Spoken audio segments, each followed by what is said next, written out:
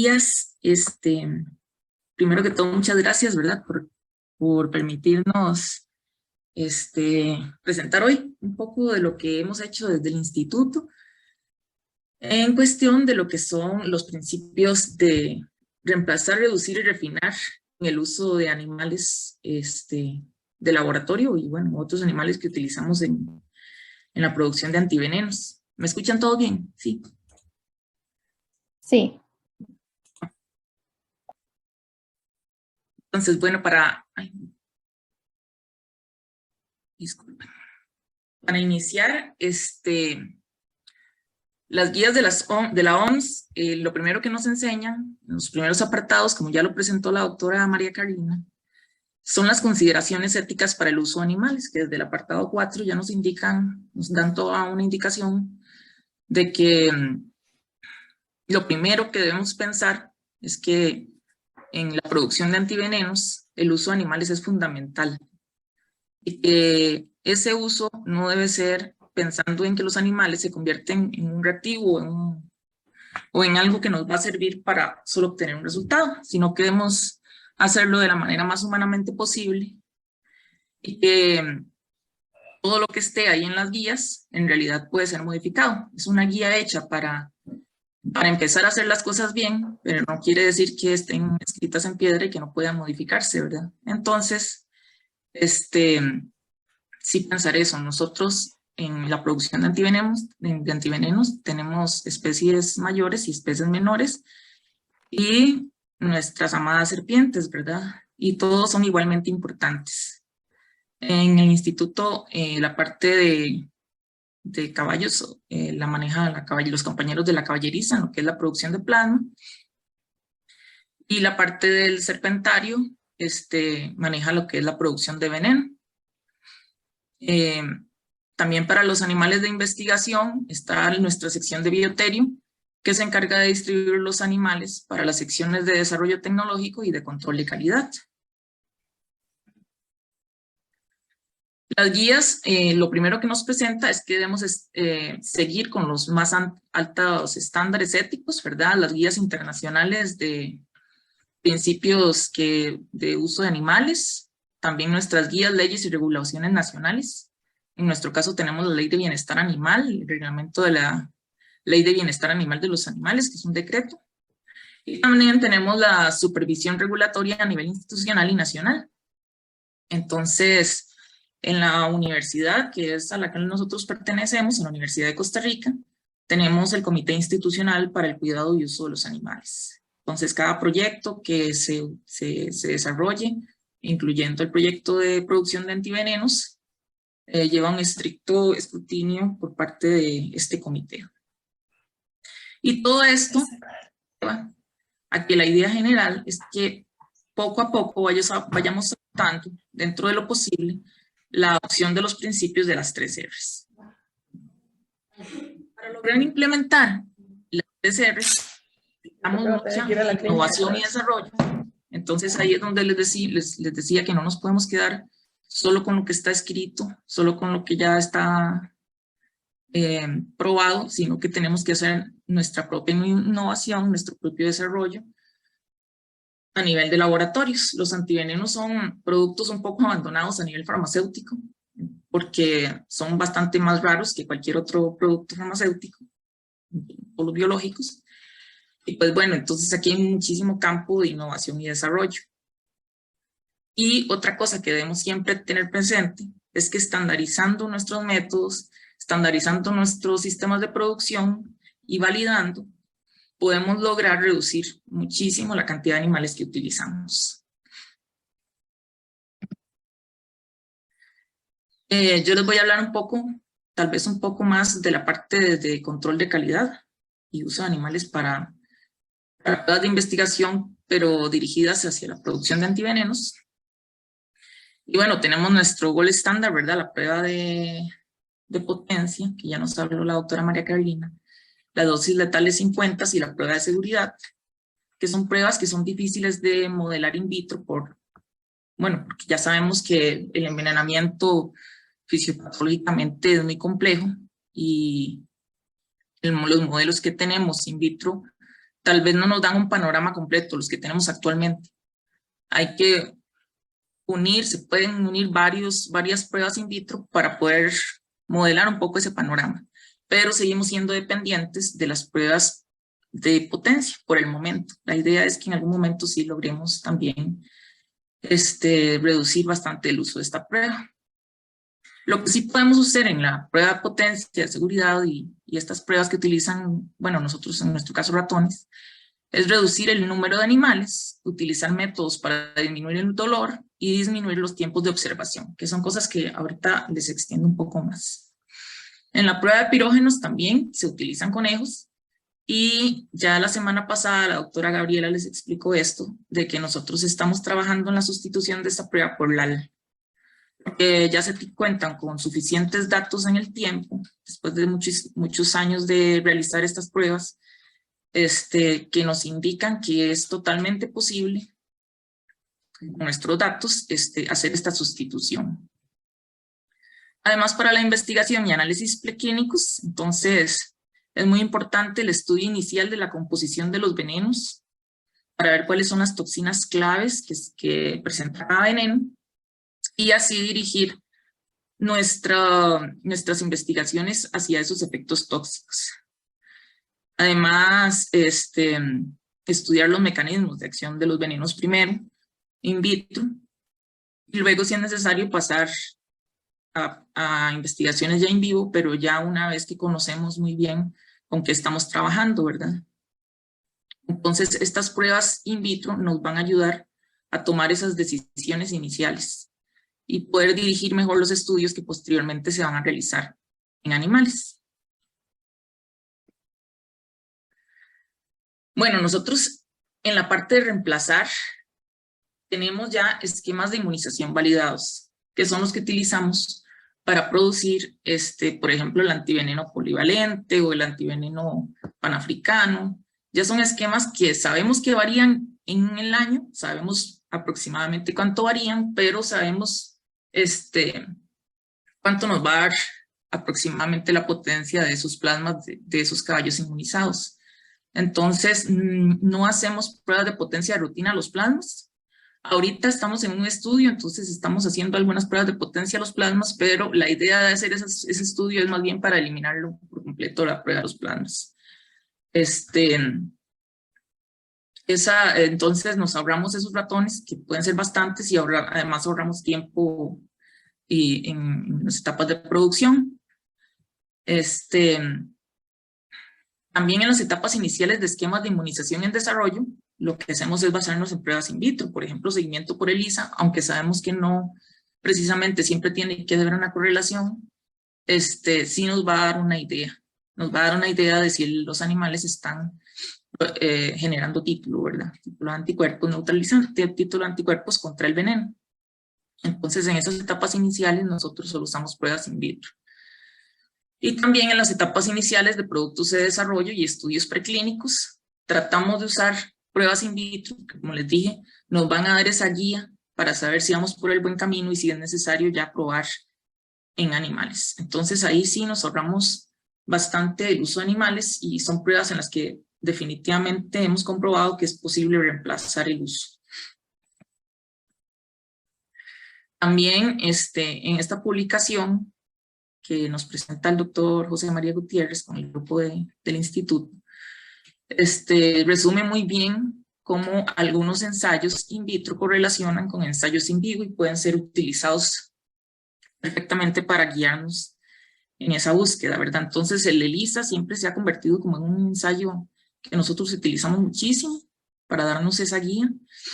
También utilizamos la actividad fosfolipasa que correlaciona con la neutralización en algunos venenos donde la actividad fosfolipasa, donde las fosfolipasas son primordiales, ¿verdad? La actividad coagulante in vitro, que también puede relacionar en algunos venenos procoagulantes con la neutralización. La actividad proteinasa, que relaciona muy bien con la actividad hemorrágica. Y nosotros también utilizamos mucho la actividad citotóxica, que tiene una posible correlación con la neutralización de miotoxinas y actividades dermonecróticas.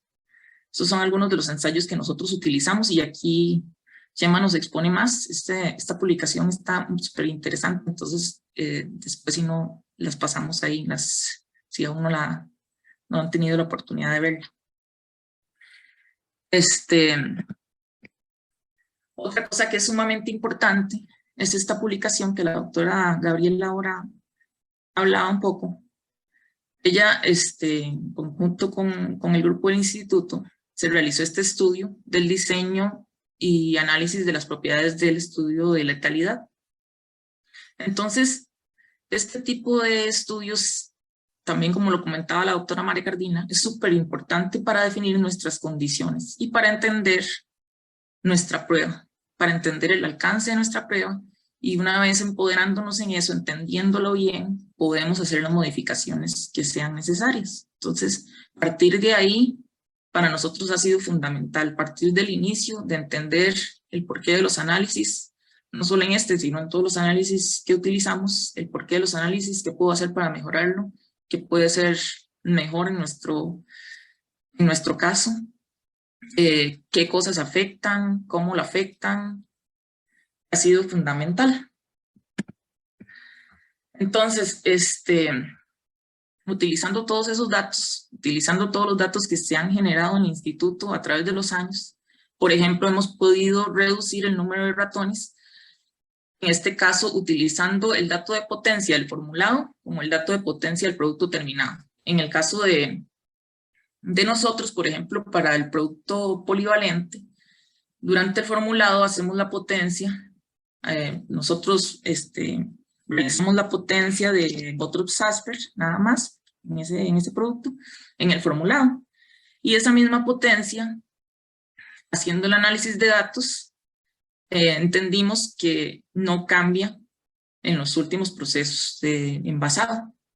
Entonces, definimos que no es necesario realizar la potencia de Bottrop-Sasper al formulado y al envasado. Puede ser utilizada la misma potencia, tanto para formulado, que da el producto formulado, para el producto envasado. Obviamente al producto envasado se le realizan las potencias de los otros venenos contra los cuales fue hecho, pero esta no se vuelve a repetir. Entonces aquí sí nos ahorramos bastantes animales.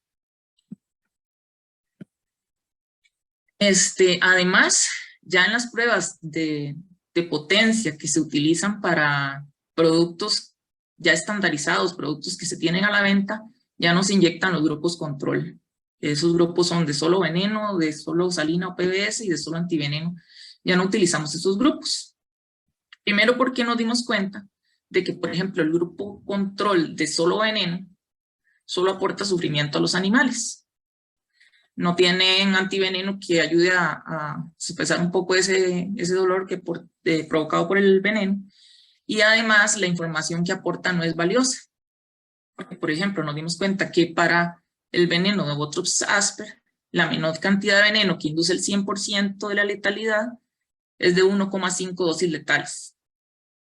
Y entonces, si nosotros retamos con 4 dosis letales, aunque si nos equivocáramos en la cantidad de veneno, por ejemplo, que pusimos, tendríamos que equivocarnos por mucho para que ese control de veneno nos indique que fallamos en la concentración de veneno necesaria. Entonces, no utilizamos ya ese control de veneno, sino que en nuestros niveles, los niveles que calculamos, tenemos un nivel donde se muere el 0% de los ratones y un nivel donde se va a morir el 100%. Y en ese nivel, en el último nivel donde hay menos antiveneno y se debería morir el 100%, sí esperamos que se muera del 80 al 100%. Y si no se muere esa cantidad de animales, entonces sería necesario repetir la prueba. Pero ya no utilizamos esos controles. Después el control de salina tampoco nos aportaba muchos datos, ni el control de antiveneno, porque durante los años los animales demostraron que no se morían, y nosotros tenemos una fórmula maestra de antiveneno, siempre es el mismo antiveneno, y además de que los antivenenos se les realizan otras pruebas también muy importantes, ¿verdad? Entonces decidimos prescindir de esos grupos control, por lo menos en estas pruebas donde ya los productos han sido probados muchas veces. Además, se utilizaban 10 ratones o 8 ratones por cada nivel, y ya se demostró que con 5 ratones por nivel las diferencias no son significativas, entonces disminuimos a 5 ratones por nivel. Además, para las determinaciones de L50 y de D50 de venenos o productos en desarrollo, además se realiza una búsqueda de datos publicados inicialmente, que nos den como una idea de cuáles son esas relaciones numéricas, ¿verdad? Con los nuevos venenos. Y además se realiza un escaneo inicial con pocos ratones para no montar toda una potencia con todos los ratones y que después andemos lejos de los valores que estamos buscando, ¿verdad? Entonces, hacemos un poco eso.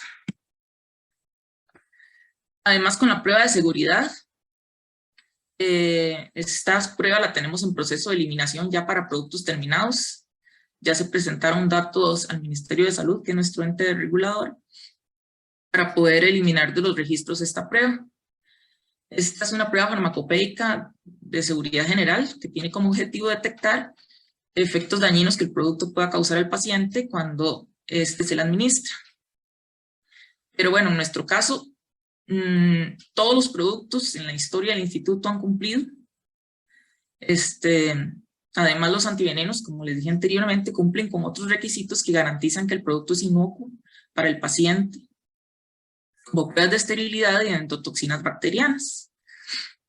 Además, la seguridad y eficacia de los antivenenos ya ha sido probada y demostrada satisfactoriamente en varios estudios clínicos. Y las mismas guías de la OMS indican que esta prueba tiene un aporte limitado para el control de calidad del producto y que implementando correctamente las buenas prácticas de manufactura, esto debe proporcionar suficiente evidencia para que el producto sea seguro. También la FDA en el 2015 publicó la revocación de la prueba general de seguridad como requisito para los productos biológicos, debido a que esta regulación puede duplicar requisitos o no es apropiada para ayudar a garantizar la seguridad, potencia y pureza de un producto. Y esto entró en, como les dije, en el 2015. Entonces esa prueba sí también es una prueba que utiliza ratones y que realmente no nos está dando datos importantes, no está aportando datos importantes para la seguridad del producto. En lo que es refinamiento, entonces ahora estamos aplicando el uso de anestesia en las pruebas de determinación de DL50 y DD50. Nos basamos en los trabajos de Chacón y Herrera del 2015 y del 2018, en donde se indica que el uso de estos anestésicos no influye en los resultados de las pruebas de potencia, por lo menos para nosotros con el veneno de Botox Asper. Y además, el uso de estos anestésicos sí provocan una diferencia en los animales. Sí disminuyen el dolor, y por lo menos aquí en este gráfico que nos presenta del Muslim Scales, sí podemos ver que estos que son los venenos control en negro, comparados con los grupos que utilizan morfina o tramadol, sí presentan una diferencia significativa en el tiempo, en lo que son los signos determinados como que están sufriendo los animales. Entonces aquí en la fotito podemos ver que este es un basal, este es un ratón con un veneno control, y estos son ratones en donde se les inyectó morfina y tramadol previamente al veneno. Si hay diferencias significativas, podemos decir que hasta las 6 horas, tal vez ya no hay diferencias significativas, pero todavía se ve una tendencia a un menor sufrimiento. Entonces nosotros consideramos que sí es muy valioso el uso de anestésicos durante estas pruebas. Entonces aplicamos tramadol 50 miligramos por kilogramo 15 minutos antes de inyectar el veneno o las mezclas de veneno antiveneno. Y esto, además de disminuir el dolor de los animales, no afecta a los resultados. Esos resultados anteriores, entonces, los hemos correlacionado también con los resultados de este otro trabajo que también se realizó en el instituto, y que es disminuir el tiempo de observación de las pruebas de letalidad a 6 horas. Entonces, como vimos anteriormente, durante 6 horas por lo menos los anestésicos todavía cumplen su función. Entonces, estas dos cosas son geniales de utilizar juntas, porque entonces reduce significativamente el dolor y el sufrimiento que van a pasar los animales. En las dosis letales 50, se observó que para algunos venenos, aquí se probaron varios venenos, algunos venenos de África, otros venenos de Costa Rica. Este veneno es de Sudamérica, Crotalus durissus pifanorum, Crotalus simus, Lachesis stenophrys, Poppus asper, Vitis arietans, Ixocellatum naya nigricolis. Entonces, para algunos venenos observamos que no hay diferencias en las lecturas de las 6 horas, de las 24 horas y de las 48 horas. Aunque algunos venenos sí presentaron algunas diferencias.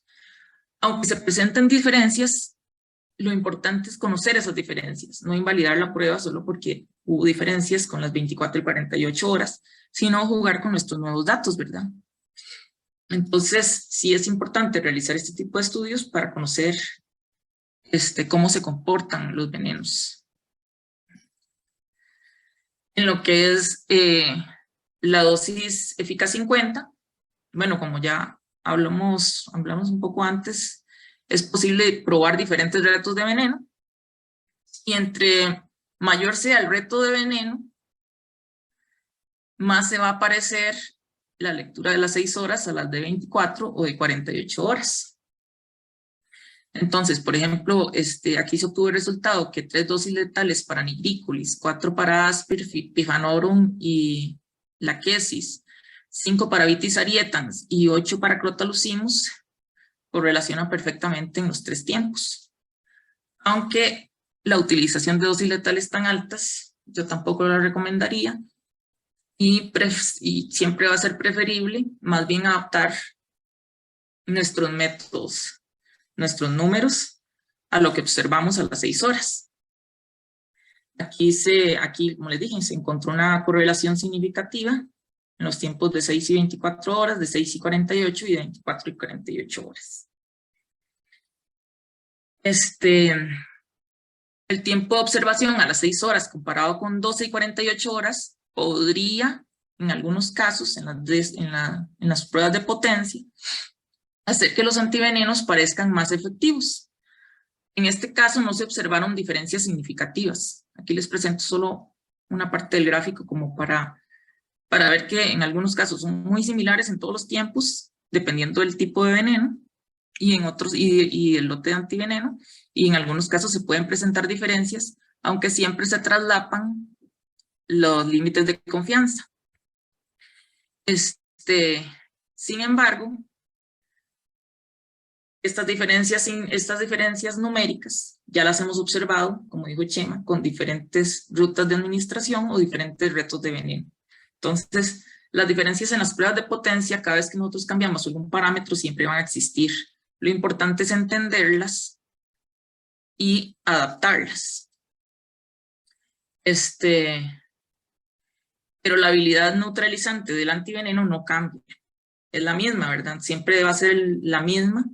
Y lo que tenemos que hacer es representarla con los valores que nosotros tengamos dependiendo de la metodología que usemos. Estandarizar bien, validar esos valores es súper primordial. Entonces, esto nos va a hacer posible determinar las especificaciones de los valores aceptados de potencia a las 6 horas, realizando esa correcta validación. Entonces, para nosotros unir esos tiempos de observación de 6 horas con la utilización de anestésicos es súper importante, como les decía, para reducir el dolor en los animales y ese tiempo que ellos permanecen encerrados, angustiados, durante 48 horas, que es muchísimo tiempo. En relación con lo que es la caballeriza, voy a hablarles un poco, aunque no es específicamente mi campo, pero los compañeros de caballeriza han realizado muchos trabajos, muchas cosas, con el fin de refinar en el uso de caballos. El instituto ha invertido mucho en la compra de terreno para aumentar el terreno que tengan los caballos disponible para pastos. Entonces ahorita tenemos 3 fincas y estas fincas además cuentan con un área boscosa enorme que también es un gran aporte del instituto para el cuidado del ecosistema, de los ecosistemas, ¿verdad? En la caballeriza, en cuanto a salud animal, en cuanto a nutrición, siempre se están evaluando los concentrados que se utilizan, el pasto que se siembra tiene que ser de calidad. Además, se ha implementado el uso de complementos nutricionales como piedras de vitaminas y minerales. El uso de electrolitos orales, principalmente después de las sangrías, ha sido fundamental. También los caballos llevan un control clínico muy estricto por parte de un veterinario. Solo los animales en óptimo estado de salud entran a sangría y además se ha realizado todo un estudio del efecto de la sangría en los animales, revisando su sistema, los efectos a nivel del corazón, etc. Otra cosa muy importante es ha sido el manejo de los potreros. Ahora se cuenta con apoyo de zootecnia, de zootecnistas. El manejo de los potreros siempre había sido algo que se había dejado tal vez de lado un poco, pero ahora se ha entendido la importancia de esto para la disminución del estrés de los animales, tener potreros sanos, tener más pasto. Esto provoca que los animales estén más felices. El pasto debe tener además un buen balance de calidad y resistencia y se debe evitar la sobrepoblación en los potreros, entonces se hacen rotaciones, se tienen todo cronogramado, las horas de pastos, las horas de alimentación, las horas de juego. Además, se ha evaluado muy bien el comportamiento de los animales, esto para evitar peleas, establecer momentos de alimentación más intensiva y momentos de juego más intensivo, y así también se pueden aprovechar mejor los potreros. Se ha capacitado el personal para un manejo más amigable de los animales, entonces a los animales no se les toca, ¿verdad? No se les pega. Se deben utilizar estrategias de manejo que no utilicen maltrato, que se basen más bien en posicionamiento de los cuidadores o utilización de artefactos visibles. Y lo primordial en caballeriza para reducir el uso de animales es aumentar el título de anticuerpos antiveneno. Aumentando los títulos, vamos a necesitar menos caballos. Entonces, sí se ha estudiado mucho las estrategias de inmunización, utilizar mejores opciones de adyuvante o estrategias de uso. Esto va a hacer también que se provoquen menos lesiones en los animales. Disminuir al mínimo la cantidad de veneno que se aplique y se realiza constantemente cambios en los esquemas de inmunización según los venenos que se estén aplicando para poder lograr eso de mejorar los títulos. También el serpentario, el serpentario además tiene que cumplir con la ley de conservación de vida silvestre y de bienestar animal. Y ahí se ha trabajado mucho en lo que es el refinamiento para la manutención de las serpientes de la mejor forma. Se cuenta con un cuento de cuarentena donde están al menos los animales 6 semanas. Ahí se les realizan todos los análisis clínicos, se desparasitan si es necesario. Y cada vez que un animal ingresa, vuelve a reiniciar el tiempo de cuarentena. Se tiene un control clínico estricto, que se da al ingreso y una vez al año. Entonces se hacen todas las determinaciones de hematología, bioquímica sanguínea y análisis coproparasitológicos. En lo que es nutrición, siempre se están probando dietas alternativas, por ejemplo, la dieta para la población de corales, que es basada en pescado. Se tiene una monodieta de ratones, pero también se hacen variaciones 1 o 2 veces al año. Se suplementa con vitaminas y minerales como calcio y fósforo y se evalúa también la cantidad y la frecuencia necesaria de alimentación. En lo que es el ambiente, el ambiente de las serpientes está dividido en microclimas según las especies. El ambiente individual debe ser adecuado, de fácil limpieza, muy simple, pero muy adaptado según la especie. y además se utilizan gradientes térmicos según los individuos como lo necesiten. En esta publicación, ellos hicieron todo el trabajo de alimentación de corales con pescado. Esto ha sido clave para poder lograr la población de corales en cautiverio. Es la población más grande que hay en Latinoamérica de corales. Y ha sido muy exitoso y fundamental el uso de dietas alternativas, definitivamente. Además, el Serpentario ha hecho un fuerte trabajo en desincentivar la extracción de serpientes de su hábitat, que eso fue común en alguna época, que las personas sacaban serpientes del bosque para venderlas, o incluso llevarlas al instituto.